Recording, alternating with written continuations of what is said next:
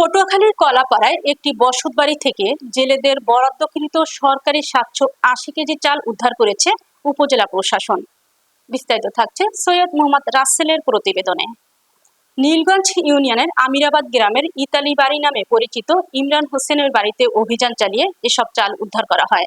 চালগুলো সরকারি সিলযুক্ত 26টি বস্তায় মজুত করা ছিল। এছাড়া আরও 24টি খালি বস্তা উদ্ধার করা হয়।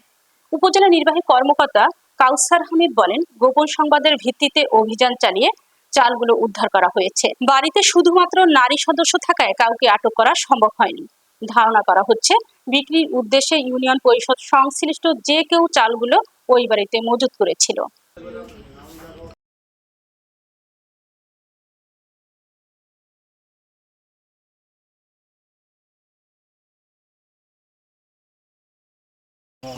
আর ওই ক্যারিং এর যে ঝামেলাটা স্যার, এখানে যে প্র্যাকটিসটা আগে ছিল আর কি, ওই যে ক্যারিং বাবদ কিছু না नहीं ए ওই তোমার তো মাইনার পড়ে গেছে সারা ঘরে পুলিশ ভরা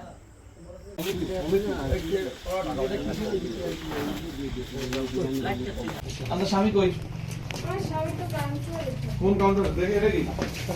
আচ্ছা ফোন মশিন দিই আছে। তো, ফোন ধরে না। এই শুনে আপনার স্বামীকে আসতে বলেন, অসুবিধা নাই, যেহেতু এই চালটা